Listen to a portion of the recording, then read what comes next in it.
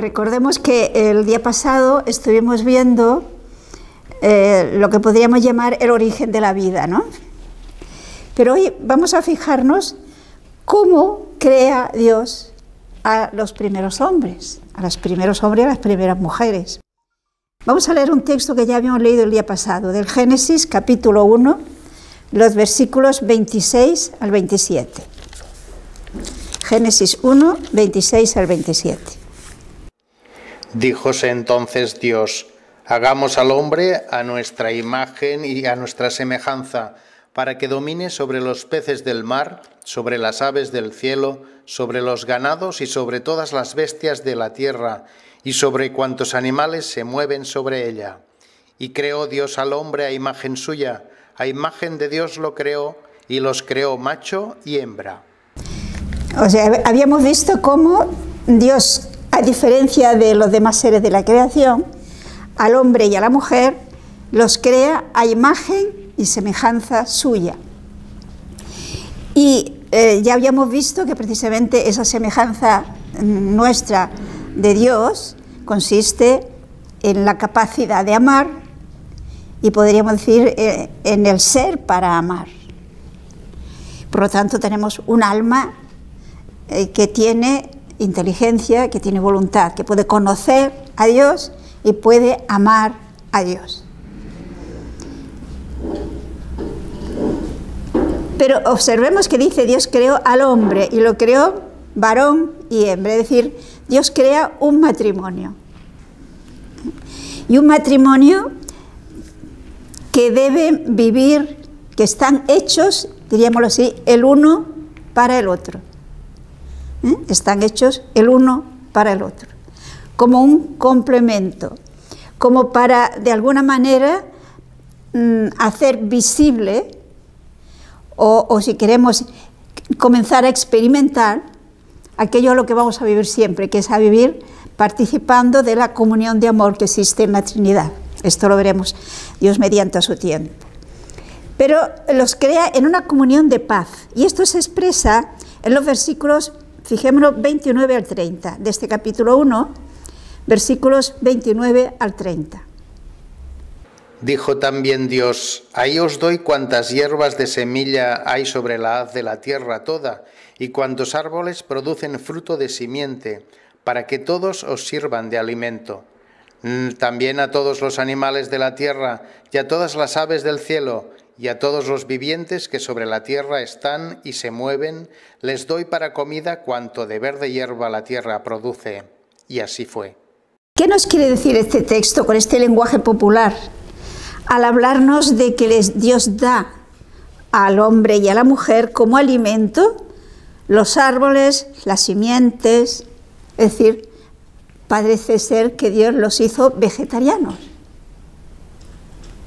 Y eso tanto a los hombres como a los animales. ¿Qué nos quiere decir con esto? Fijémonos que es una manera de indicarnos que había paz. Ahí, luego en el profeta Isaías, cuando nos hable de la recuperación de ese estado en el que Dios crea a los primeros hombres, se nos hablará que el cordero y el cachorro del león y el cordero pacen juntos. Es decir, no hay agresividad, porque tanto los hombres como los animales comen hierba, es decir, no se matan, no hay violencia, lo cual no quiere decir que fueran vegetarianos, porque ciertamente el león fue carnívoro siempre. Pero es una forma de indicarnos que Dios crea una pareja humana, una humanidad, en la que existe la paz, la armonía, no hay violencia. ¿Y por qué existe la paz y la armonía? Pues porque están hechos a imagen de Dios y viven en comunión con Dios, digamos, viven de acuerdo con aquello que Dios nos ha indicado que debemos vivir, de acuerdo, y diríamos, de acuerdo con los mandamientos, en los que tenemos todos ellos resumidos en amar a Dios sobre todas las cosas y amar al prójimo como a nosotros mismos. Si reina el amor, si reina el amor, reina la paz. Pero además están hechos para que colaboren en la obra de Dios. Dios los hace, podríamos decir, colaboradores suyos. Veamos en el mismo capítulo 1, versículos 27 y 28. Y creó Dios al hombre a imagen suya, a imagen de Dios lo creó, y los creó macho y hembra. Y los bendijo Dios diciéndoles: procread y multiplicaos, y henchid la tierra, sometedla y dominad sobre los peces del mar, sobre las aves del cielo, y sobre los ganados, y sobre todo cuanto vive y se mueve sobre la tierra. Vemos que, por lo tanto, podríamos decir, le da una misión, les da un trabajo a hacer, pero un trabajo que es un don. Fijémonos que el trabajo sirve para desarrollarnos también nuestras capacidades. Entonces, Dios les da esa misión de multiplicarse, henchir la tierra, o sea, tener hijos y empezar a poblar la tierra, participando de la obra creadora de Dios, pero también de dominar sobre los peces del mar, sobre las aves del cielo, sobre los ganados, sobre todo cuanto se mueve sobre la tierra. Bien, tiene una misión que hacer en colaboración con Dios. Y lógicamente, fijémonos que no es que les dice: ahí está el resto de la creación para que hagáis lo que queráis, no, sino para que, de acuerdo con su condición de seres creados a imagen de Dios, y por tanto colaborando con Dios, trabajar para desarrollar y hacer fructificar, etcétera, todo el resto de la creación. Por lo tanto, lo vemos, Dios crea una pareja humana que vive armoniosamente, que vive en paz y que tiene una misión muy importante como colaborador de esta obra de Dios. Ahora, en el capítulo 2 tenemos el momento en el que Dios ya nos dice, podríamos decir de alguna forma, cómo crea Dios al hombre y a la mujer. Vamos a ver en el capítulo 2, el versículo 7. Formó Yahvé Dios al hombre del polvo de la tierra y le inspiró en el rostro aliento de vida, y fue así el hombre ser animado. Es decir, observemos que aquí se nos dice cómo cuando Dios crea al hombre a imagen y semejanza suya, está formado por una materia ya existente. Nos dice que Dios modeló al hombre de arcilla, de barro. Pero observemos que el texto original, es decir, el agiógrafo que escribió, el autor sagrado que escribió este texto, lo escribe en hebreo. Y entonces en hebreo hace un juego de palabras. Es como si traducido literalmente sería: Dios formó al terrestre de la tierra, al Adán de la Adamá. Adán se traduce por hombre, de la Adamá, o sea, de la tierra. Y curiosamente, fijémonos en el mismo capítulo, el versículo 19. Y Yahvé Dios trajo ante el hombre todos cuantos animales del campo y cuantas aves del cielo formó de la tierra, para que viese cómo los llamaría, y fuese el nombre de todos los vivientes el que él les diera. Si observamos este detalle, que es lo que me interesa en este caso que nos fijemos. En este versículo 19, cuando se nos habla de la creación de los animales, ¿se han fijado de qué formó Dios a los animales? De la tierra igualmente. Luego, aquí, ¿qué se nos está diciendo? Volvemos al versículo 7. Que el ser humano está compuesto de, digamos, de dos elementos. Uno, que procede de algo que ya existía, que le llama tierra, pero que no quiere decir que fuese materialmente tierra, sino de algo que existía ya en la tierra. Entonces, ese algo que existía ya en la tierra, ¿qué es? Pues no olvidemos que la Biblia no es un libro de ciencias naturales. Por lo tanto, no nos lo dice. ¿Qué era esa materia que ya existía? La Biblia no nos lo dice. ¿Que la ciencia dice que era un primate? Pues quizás sí. ¿Te explico? O sea, no está en contra, porque, repito, también los animales se proceden de la tierra. Es decir, también proceden de otros seres anteriormente existiendo, parece que tendríamos que entender. Con esto quiero decirles que se den cuenta que la Biblia no está ni a favor ni en contra de la evolución, porque pertenece a otra, digamos, eso no es lo que interesa a la Biblia. Decir, por lo tanto, que creer en la creación por Dios está en contra de creer en la evolución, no es cierto. Son dos, digamos, ciencias distintas, que no se contrapone, porque la verdad nunca se contradice. Lo que sí nos dice claramente la Sagrada Escritura, si se fijan, es que el cuerpo sí procede de la tierra, pero el alma no. El alma, nos dice este versículo 7, que Dios insufló en el rostro el aliento de vida y entonces comenzó a ser ser humano. Por lo tanto, el alma la creó Dios directamente. El alma no procedía de la tierra, no procedía de algo que ya existía. En cambio, cuando se habla de los animales, no se habla de que les insuflara el aliento de vida. Es decir, no tienen alma espiritual. Es el ser humano el que tiene alma espiritual.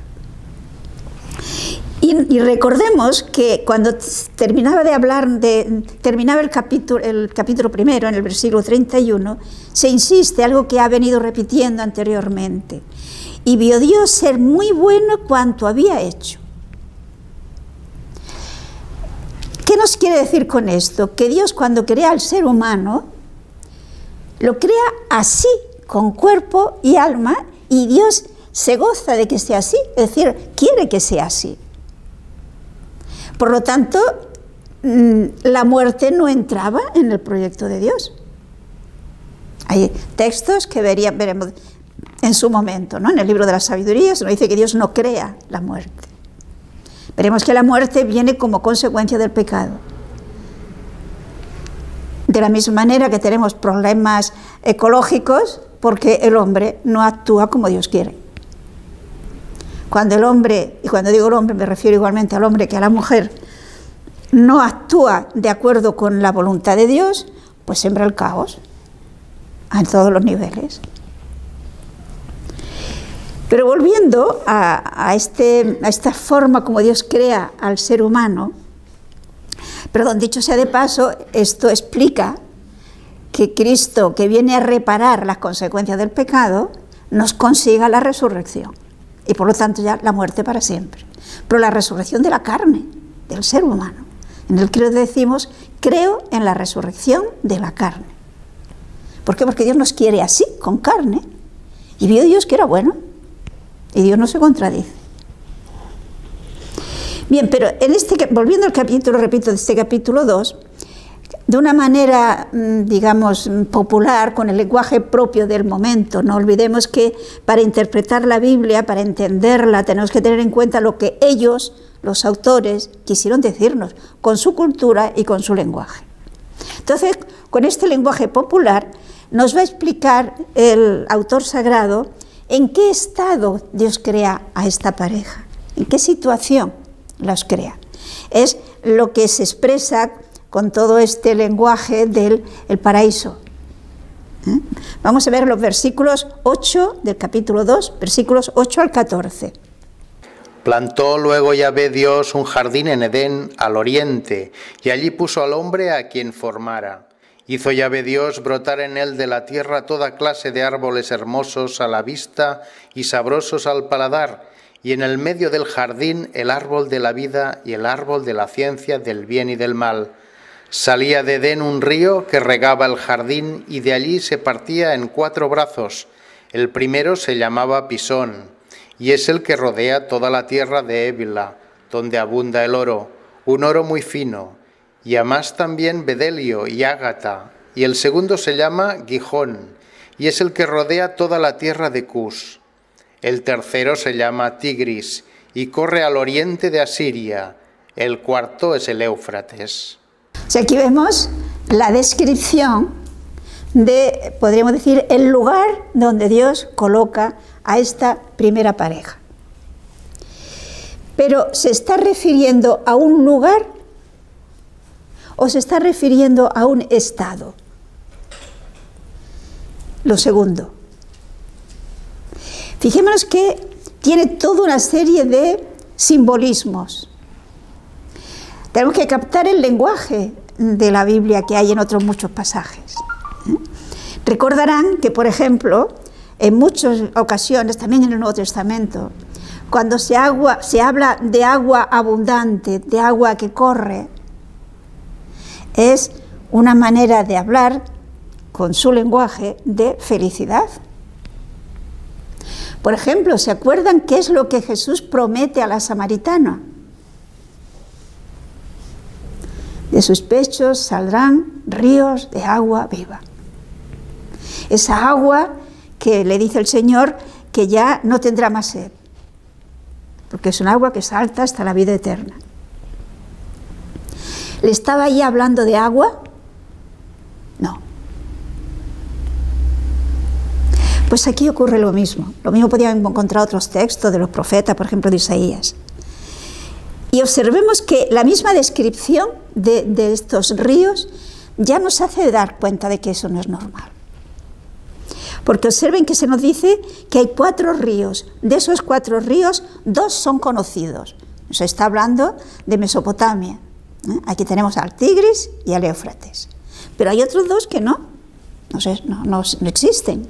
Y no solamente no existen, sino que se nos habla de que y además de este río del Edén, para regar el jardín, es un río que se divide en 4 brazos, que el primero se llama Pisón, y fijémonos que es un río que rodea toda la tierra de Ébila. Es decir, no es un río que corre recto, sino que va dando vueltas y va rodeando. Es una forma de indicarnos, no queda ningún sitio sin agua. Y el otro ocurre lo mismo. El Gijón también es otro río que rodea. Luego nos está hablando de mucha agua, mucha abundancia de agua. Y además son ríos, no son torrentes. Pensemos que los israelitas, cuando reciben esta revelación, viven en un sitio en Israel donde hay poca agua y donde la vegetación prácticamente depende de la lluvia. Solamente tienen el río Jordán, que no es ningún gran río. Luego hay mucha agua, es decir, era muy feliz. Y no solamente esto, fijémonos que se nos dice que hay todo tipo de árboles, hermosos a la vista, ricos al paladar, y además allí hay oro y hay otras piedras preciosas. Luego se nos está hablando de un lugar donde no falta nada, donde se dispone de todo lo que se necesita para vivir felices. ¿Cómo explicarían ustedes, por ejemplo, a un niño pequeñito el cielo? Si ustedes les dicen que en el cielo van a ver a Dios y van a ser muy felices, ¿el niño lo va a entender? ¿Al niño le va a ilusionar ese cielo? No, porque para él no ve que eso sea lo que le hace feliz a él en aquel momento. En cambio, si le habla de que hay muchos juguetes, de que hay muchos caramelos, de que, qué sé yo, eso lo entiende, ¿no? Bueno, pues algo así es lo que hace Dios. Por lo tanto, nos está hablando del estado en el que Dios crea a estos primeros hombres, este primer hombre y esta primera mujer. Eran felices. porque había armonía, porque tenía todas sus aspiraciones saciadas. Observemos que la felicidad, la auténtica felicidad, no depende de lo externo, depende de lo interno. Pero ahora fijémonos que entre todos esos árboles frutales que hay, se nos habla en concreto de dos. Y es muy importante que nos fijemos en estos dos árboles, porque si se observan, el nombre que tienen estos árboles, en botánica, que yo sepa, no existe. Está el árbol de la ciencia del bien y del mal y el árbol de la vida, que igualmente son símbolos. Se nos habla, por ejemplo, podemos leer un texto del Apocalipsis sin perder el Génesis. En el Apocalipsis capítulo 22, los versículos 1 al 3, Apocalipsis, el final, o sea, nos vamos del primer libro de la Biblia al último. Y me mostró un río de agua de vida, clara como el cristal, que salía del trono de Dios y del Cordero.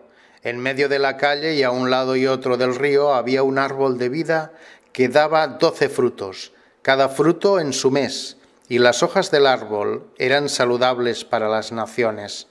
No habrá ya maldición alguna, y el trono de Dios y del Cordero estará en ella. Nos está describiendo aquí el Apocalipsis, con su lenguaje, el cielo nuevo y la tierra nueva.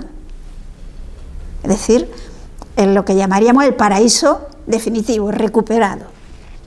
Esa felicidad eterna que todos esperamos. ¿Y cómo nos lo describe? Fijémonos que tiene unos rasgos bastante parecidos. Igualmente aparece un río, y observemos que este río, que es el río del agua de la vida, que es clara como el cristal, etc., ¿de dónde sale? ¿De dónde emana este río? Una plaza. No, pero ¿de dónde nace? Del trono de Dios. Nace de Dios y del Cordero, o sea, de Jesús. Es decir, es un don de Dios. Es ese don de Dios el que nos trae la vida y el que nos trae la felicidad. Y a lado y lado de este río hay árboles, si se han fijado, no un árbol de vida, muchos árboles de vida. O sea, tenemos nuevamente aquí el árbol de la vida. Y nos dice qué características tiene este árbol de la vida, en el texto del Apocalipsis. Si nos fijamos, es un árbol que produce frutos los 12 meses del año. Por consiguiente, hay alimento asegurado. Y no solamente esto, las hojas de estos árboles son medicinales. Luego, ¿qué nos está hablando?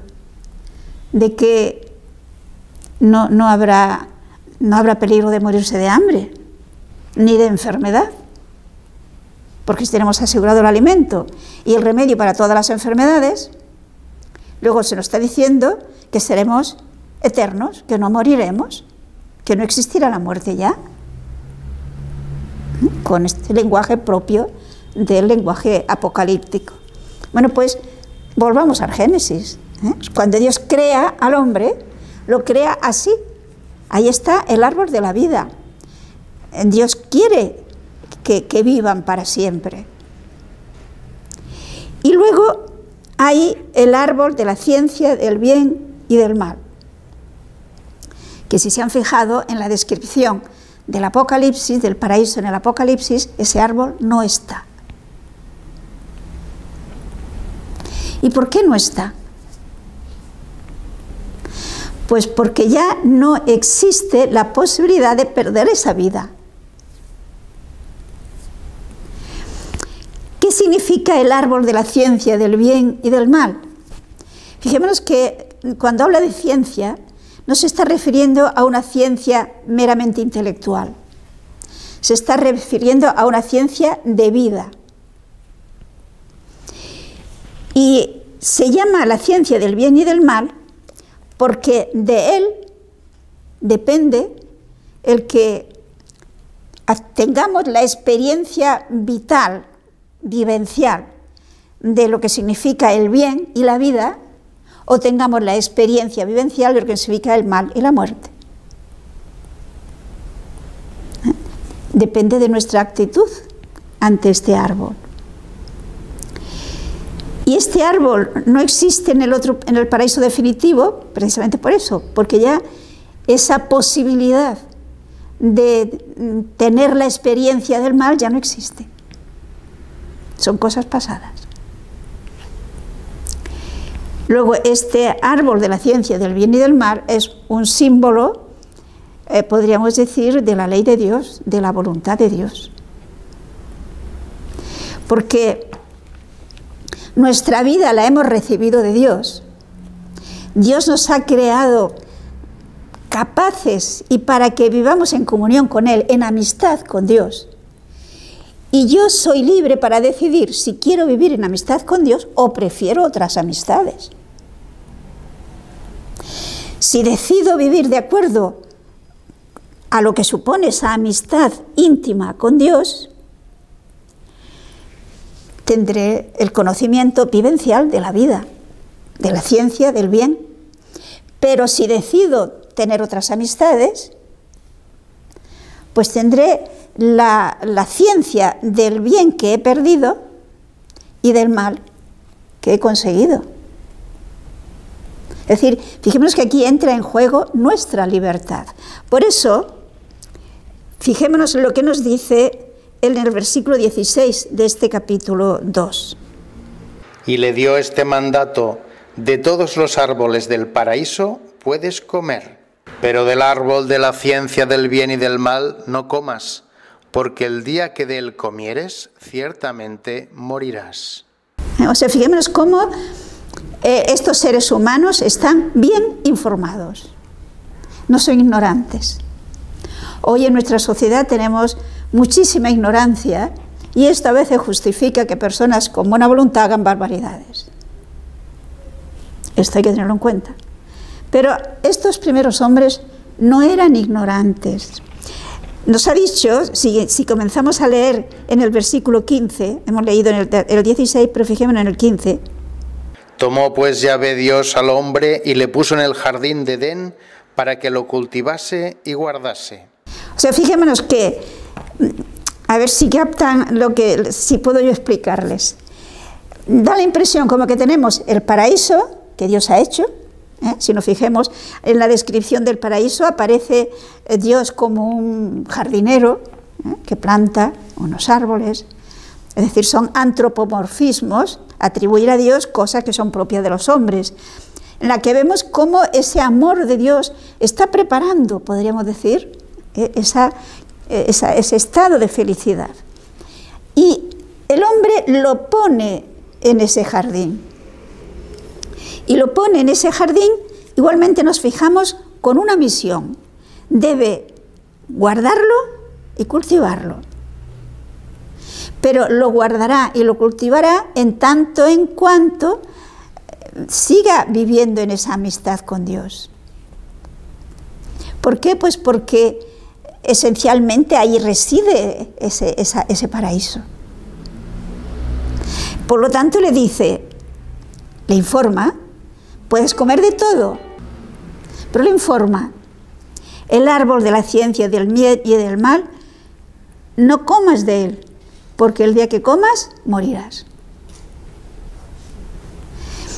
Luego, fijemos que Dios crea al hombre y realmente esto sorprende la confianza que Dios deposita en los seres humanos, en cada uno de nosotros. Dios tiene un proyecto grandioso, pero yo tengo que colaborar. No me va a venir así automáticamente. ¿Y por qué Dios quiere que colabore? En el fondo, porque me valora y tiene confianza en mí. Por esto, fijémonos que romper la amistad con Dios implica una ingratitud inaudita. Porque cuando Dios, el Creador, el que me ha hecho, el que tiene esa ternura hacia mí, que deposita en mí tanta confianza, yo le digo, no me interesa, o soy un loco, o soy una loca, o no me estoy dando cuenta de lo que tengo entre manos. Podríamos decir, no es razonable. Pero, sin embargo, Dios, sabiendo que libremente nos íbamos a alejar de Él, no por eso deja de tener confianza en nosotros. Es la exquisita delicadeza de ese amor de Dios.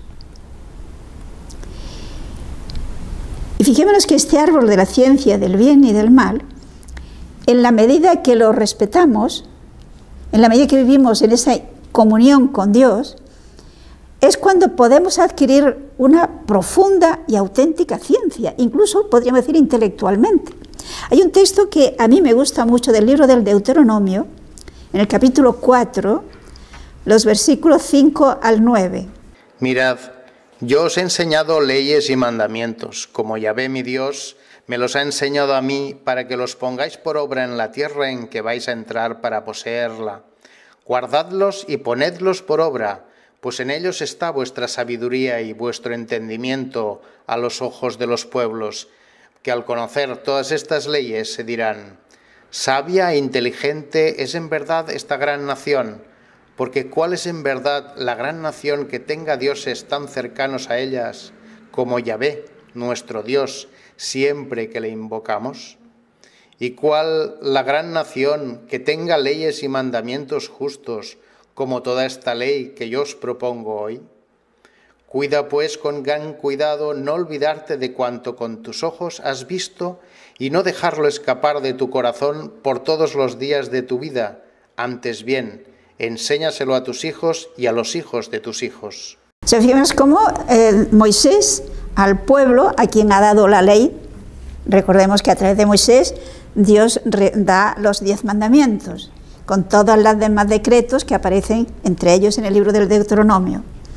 Y Moisés les hace que caigan en la cuenta de la grandeza que tiene este pueblo precisamente por tener a Dios por Dios y ellos ser fieles a ellos.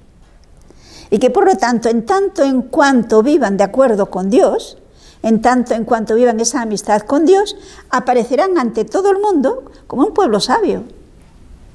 De hecho, hay un estudio, hace años, seguro que habrá otros mejores ya, que yo leí un estudio que era comparando la ley de Moisés con la ley de Hammurabi, que era pues una ley que se conserva en un gran bloque de piedra, que es más o menos contemporáneo con Abraham, o posterior, más o menos de esa, quiero decir antiguo.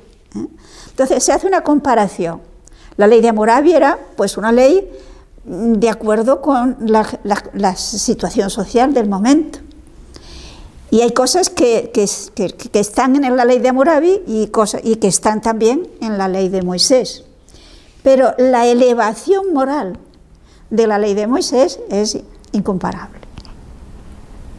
¿Por qué? Porque es la ley que está dada como consecuencia de esa vivencia en intimidad con Dios, en amistad con Dios, viene de Dios. Por lo tanto, Moisés hace que sean conscientes de ello, que valoren lo que significa tener a Dios por jefe de nuestro. Y esto lo podemos aplicar igualmente a nosotros. En la medida que nosotros cumplimos la ley de Dios, nos convertimos en personas sabias, aunque el mundo no lo entienda, pero en el fondo acaba dándonos la razón.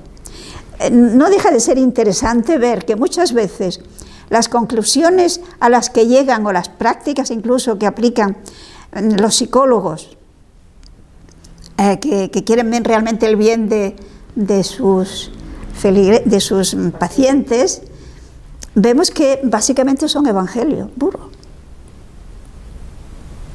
Es decir, es la ley más sabia, la ley que procede de Dios. Luego, si cumplimos la ley de Dios, ese es el árbol de la ciencia del bien y del mal, seremos sabios y las cosas irán mejor. Pero yo soy libre, y esto es muy importante que no lo olvidemos. Depende de mí el cumplirlas o el no cumplirlas. Yo no le puedo echar la culpa a nadie. Lo cual indica, repito, una gran responsabilidad por nuestra parte, como consecuencia de esa gran confianza que Dios ha depositado en nosotros. Tenemos un texto en el libro del Eclesiástico, que es un libro sapiencial, en el que el autor pues reflexiona sobre todas estas pautas que da Dios. En el capítulo 15, veamos los versículos 14 al 18. Dios hizo al hombre desde el principio y le dejó en manos de su albedrío. Si tú quieres, puedes guardar sus mandamientos y es de sabios hacer su voluntad. Ante ti puso el fuego y el agua, a lo que tú quieras tenderás la mano. Ante el hombre están la vida y la muerte, lo que cada uno quiere le será dado. Fijemos cómo se nos dice claramente en este texto del Eclesiástico que Dios ha puesto en nuestras manos y tenemos que decidir. Nos ha puesto de una manera muy gráfica, ¿no? El fuego y el agua, la vida y la muerte. Escoge, decide. Y el tiempo de decidir es ahora. Yo puedo respetar esa ley de Dios, no comas del árbol de la ciencia del bien y del mal, o puedo prescindir. Y Dios me va a respetar. Porque Dios me ha dado esa dignidad de poder elegir y poder decidir mi futuro. Pero ahora vamos de nuevo al Génesis, al capítulo 2, y leamos los versículos 18 al 20. Y se dijo Yahvé Dios: no es bueno que el hombre esté solo, voy a hacerle una ayuda proporcionada a él. Y Yahvé Dios trajo ante el hombre todos cuantos animales del campo y cuantos aves del cielo formó de la tierra, para que viese cómo los llamaría, y fuese el nombre de todos los vivientes el que él les diera. Y dio el hombre nombre a todos los ganados, y a todas las aves del cielo, y a todas las bestias del campo, pero entre todos ellos no había para el hombre ayuda semejante a él. ¿Qué nos indica este texto con este lenguaje? Fijémonos que aquí tenemos a Dios, podríamos decir, organizando una procesión, ¿no? O sea, Dios organiza una procesión de los animales que pasen delante de Adán y que él les ponga nombre. ¿Y qué nos quiere decir con esto? Es que efectivamente Dios organizó una procesión y Adán le llamó a uno caballo y a otro perro y a otro gato. No. No es este el sentido del texto. Fijémonos que en el lenguaje bíblico el nombre equivale a lo que podríamos decir al ser en sí. En el tratándose de persona equivale a la persona. Es decir, tenemos este versículo 18 que es el fundamental que nos ayuda a explicar el resto. ¿Qué se dice Dios? No es bueno que el hombre esté solo. Voy a hacerle una ayuda proporcionada a él. Fijémonos, si estamos hechos a imagen de Dios, no estamos hechos para ser seres solitarios. Yo, para vivir mi condición de ser imagen de Dios, por lo tanto creada para amar y para ser amada, yo necesito un tú al que amar. Luego, para desarrollar mi ser, yo necesito relacionarme. El ser es sociable por naturaleza, porque es imagen de Dios. Pero la cuestión está en que el relacionarse con los animales puede ser muy agradable, tener un perro, tener un gato, una mascota, ¿no? Y a veces pues se tiene una gran confianza y, en fin, y se quiere mucho a esos animales. Pero yo no puedo tener una relación de amor auténtica con un animal. El animal puede ser muy fiel, todo lo que queramos, pero yo no le puedo contar mis problemas, yo no le puedo manifestar mi amor como de un igual. Y esto es lo que se nos está diciendo en esta procesión que Dios organiza.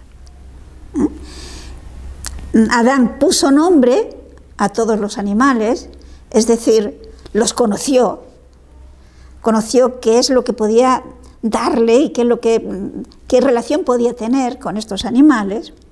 Y entonces encontró que entre todos ellos no había ninguno semejante para poder tener esa relación, digamos, de amor con él.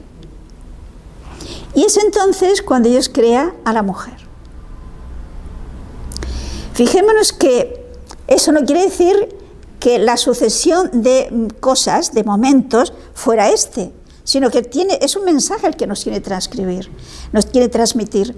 Y ese mensaje que nos quiere transmitir es que la mujer no pertenece al orden de los animales. Entre ellos no está la mujer. Y por lo tanto Dios la va a crear. Y la va a crear de la misma naturaleza que el hombre. Es decir, es un texto muy claro en el que Dios nos manifiesta que la dignidad del hombre y de la mujer es la misma. Es de la misma naturaleza. En el capítulo 1 ya aparecía, cuando decía Dios creó al hombre a imagen suya y lo creó varón y hembra, iguales en este sentido. Diferentes, pero en cuanto a dignidad, en cuanto a ser imagen de Dios, igual. Entonces, a continuación de decirnos esto, que entre esos animales no encontró esa compañía que buscaba, Dios, repito, crea a la mujer. Podemos seguir los versículos 21 al 23. Hizo pues Yahvé Dios caer sobre el hombre un profundo sopor, y dormido tomó una de sus costillas, cerrando en su lugar con carne, y de la costilla que del hombre tomara, formó Yahvé Dios a la mujer, y se la presentó al hombre. El hombre exclamó: esto sí que es ya hueso de mis huesos y carne de mi carne.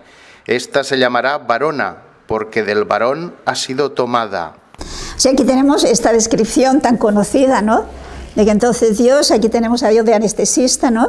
Es otro antropomorfismo. Dios infunde un profundo sueño a Adán, y cuando está inconsciente, está anestesiado, le saca una costilla, y de esa costilla forma a la mujer. A veces se decía, bueno, entonces el hombre tiene una costilla menos. No. Es decir, fijémonos que aquí nos está dando de una manera muy gráfica dos ideas muy claras. Una, que la mujer es de la misma carne que el hombre. Es decir, es de la misma naturaleza, de la misma dignidad. Si lo tomáramos materialmente diciendo es de la misma carne, pues bueno, muchos animales también tienen muchas cosas semejantes en cuanto a nuestro cuerpo, ¿no? Pero no es eso lo que se está diciendo. No se está hablando de la semejanza fisiológica, por decirlo así. Se está hablando de la igualdad de dignidad. Y por eso, si el hombre menosprecia a la mujer, se está menospreciando así, porque es de su carne, es de su misma naturaleza. Y lo indica pues, mientras que cuando Dios le puso delante a Adán los animales, entre ellos no encontró esa ayuda, ahora cuando le presenta a la mujer hay esa exclamación de alegría. Eso sí que es huesos de mis huesos y carne de mi carne. Es decir, es un tú con el que yo puedo relacionarme de igual a igual, con la misma dignidad, con las mismas capacidades, digamos, de entender y de amar, etc. Y a continuación se nos va a hablar del matrimonio. Continuemos, versículos 24 y 25. Por eso dejará el hombre a su padre y a su madre, y se adherirá a su mujer, y vendrán a ser los dos una sola carne. Estaban ambos desnudos, el hombre y su mujer, sin avergonzarse de ello. Observemos que nos está hablando de algo muy profundo y que nos cuesta a veces aceptar. Una vez que Dios ha creado a la mujer a imagen de la misma naturaleza que el hombre, los ha creado para formar una unidad indisoluble. Porque el auténtico amor es eterno.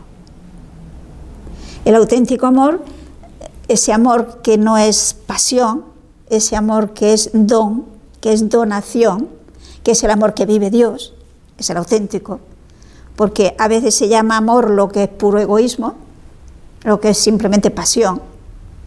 Eso no es amor en sentido auténtico. Como consecuencia de ese encuentro, fijémonos cómo dice Dios: por eso dejará el hombre a su padre y a su madre y se unirá a su mujer, y vendrán a ser una sola carne. ¿Qué nos está diciendo aquí? ¿Se acuerdan, por ejemplo, cuando en el Evangelio de San Juan, en el capítulo 1, se nos comienza diciendo que al principio existía el Verbo y el Verbo estaba en Dios y el Verbo era Dios? Y en el versículo 14 dice: y el Verbo se hizo carne. ¿Qué significa carne? Se hizo humano, hombre frágil, pero ser humano. Pues aquí ambos serán una sola carne, es decir, un solo ser. Por lo tanto, separarlos es matar a un ser. Y otro detalle que se nos habla es que se habla de que el hombre se unirá a su mujer, no a sus mujeres. Es decir, fijémonos que de este texto, que lo tenemos al comienzo, es decir, es común a toda la humanidad, no es propio del cristiano, el cristiano vendrá después, eso lo tenemos al comienzo. Para toda la humanidad, en el plan de Dios, es que el matrimonio sea de un hombre y una mujer para siempre. Esto es el proyecto de Dios para el ser humano. Luego, como consecuencia del pecado, se introducirá la poligamia y se introducirá el divorcio, pero eso no es lo que Dios quiere. Esto es la consecuencia de la humanidad a medida que se va alejando de Dios.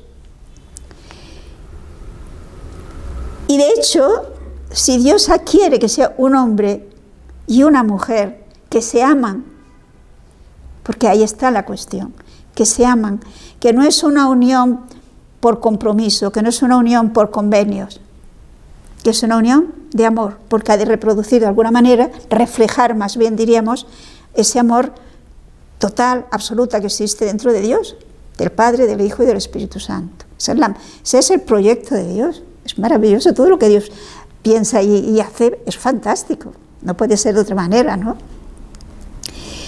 Por eso, en el versículo 25, que hemos leído también, se dice que estaban ambos desnudos, el hombre y la mujer, y no se avergonzaban. ¿Qué nos está diciendo con esto?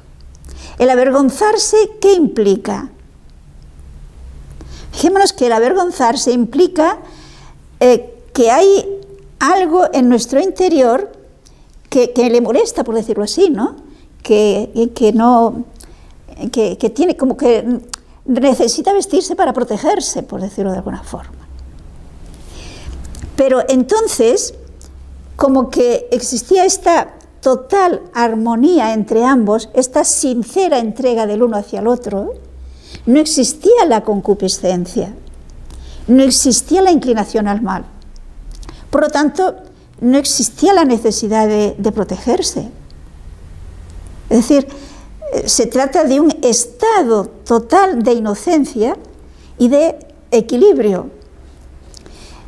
¿Por qué? Pues porque el ser humano, con su inteligencia y con su voluntad, estaba totalmente identificado con la voluntad de Dios.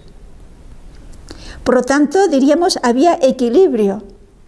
Habría equilibrio entre la inteligencia y la voluntad, entre la inteligencia y la sensibilidad. Y por lo tanto ese desorden que veremos se introduce a raíz del pecado no existía. En el cielo tampoco existirá. Todo este otros desórdenes que encontramos en nuestra naturaleza vendrá después, no estaba antes. Yo tengo que decidir si quiero seguir así, en ese estado de equilibrio, de orden, de plenitud, de felicidad, de paz, o prefiero otra cosa. Y Dios me va a respetar. Por esto San Pablo nos dirá, el que esté en pie, cuide no caiga. ¿Podemos caer? Podemos caer. Y recuerden que en la carta de San Pablo a los Efesios, que se leía precisamente estos días, ¿no?, cuando se nos habla del matrimonio cristiano, volverá a hablarnos de esto, y podríamos decir en este capítulo 5 de la carta a los Efesios, diríamos que tenemos lo que es la mística del matrimonio cristiano, cuando compara las relaciones entre Cristo y la Iglesia con lo que debe ser las relaciones entre el esposo y la esposa. La relación de Cristo con la Iglesia es la de amarla hasta el extremo de dar su vida por ella. Y la respuesta, igualmente, de la esposa Iglesia a Cristo, ahí tenemos los mártires. Es una reciprocidad de amor. Pero además nos dirá que es que somos miembros de Cristo. Por lo tanto, a veces se toma ese texto como que el hombre es el que manda y la mujer la que obedece. Eso es no entenderlo. Eso es no entender nada. Se trata de una relación de confianza mutua. Y no solamente de confianza mutua, sino de buscar realmente el bien del otro. ¿Por qué? Pues porque nos dice que somos ambos miembros de Cristo. Lo cual quiere decir que cuando existe el amor a Jesús, como miembro suyo que soy, el esposo ve en la esposa a Cristo, un miembro de Cristo. Y la esposa ve en el esposo un miembro de Cristo. Y por lo tanto sabe que lo que hace al esposo se lo está haciendo a Jesús. O lo que el esposo hace a la esposa se lo está haciendo a Jesús. Cuando hay ese auténtico amor, es cuando realmente se está viviendo el ideal que Dios tiene para el matrimonio. Y la unión entre Cristo y la Iglesia es indisoluble. Eso será para siempre, no solamente para el tiempo, sino para la eternidad. Pues el auténtico amor también es para siempre. La pasión no es para siempre. El auténtico amor sí, porque en la eternidad solo quedará el amor. Y para eso nos estamos preparando ahora. Es el tiempo de decidir. Ante nosotros está la vida o la muerte, que nos ha dicho el libro del Eclesiástico. En nuestras manos está el agua o el fuego, a lo que queramos, porque Dios sigue siendo el mismo y el proyecto sobre nosotros sigue siendo el mismo. Yo pienso que a veces no somos suficientemente conscientes de lo que tenemos entre manos. Sería bueno que le dedicáramos un tiempo a reflexionar y a pensar qué estoy haciendo yo con mi vida. Pues pidamos a Dios que nos dé la suficiente luz y la suficiente valentía y coherencia para ser coherentes con la vocación que Dios nos ha dado. Como diría San Pablo, debemos vivir de una manera como corresponde a nuestra vocación.